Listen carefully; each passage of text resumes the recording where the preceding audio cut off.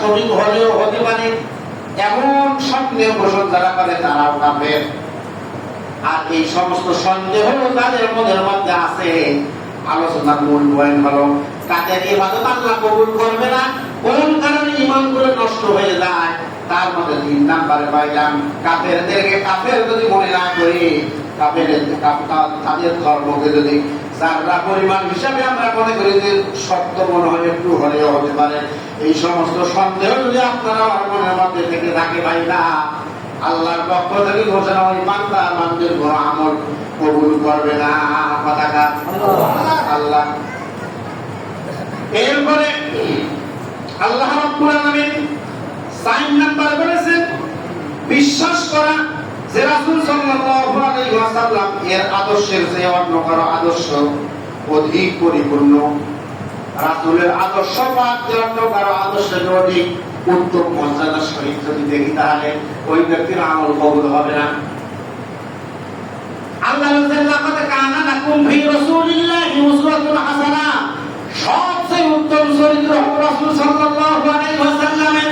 তাহলে রাসূলের সঙ্গে যদি আপনি কালমাতের তুলনা করি, রাসূলের সঙ্গে যদি আপনি তুলনা করি, রাসূলের সঙ্গে যদি মানুষের সঙ্গে তুলনা করি, তাহলে আল্লাহ বলেছেন যে লাকাদ কানা লাকুম ফি রাসূলিল্লাহি উসওয়াতুন হাসানাহ, সবচেয়ে উত্তম চরিত্রের অধিকারী হন বিশ্বনবী মুহাম্মদুর রাসূলুল্লাহ সাল্লাল্লাহু আলাইহি ওয়াসাল্লাম।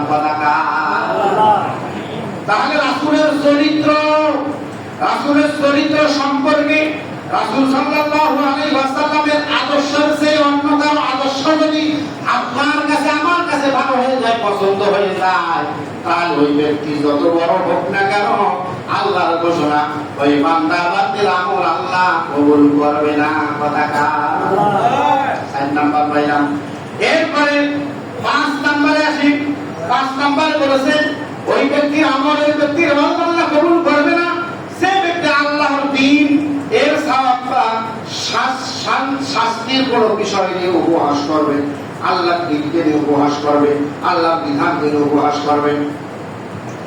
যেমন আমাদের সমাজের মধ্যে এসেছে কিছু কিছু আমাদের বন্ধুরা বলেন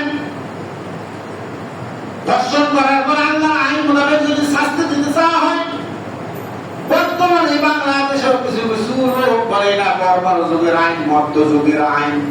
এমন লোককে এমন কথা বলার মতন কোন মনে হয় বাংলাদেশে নাই।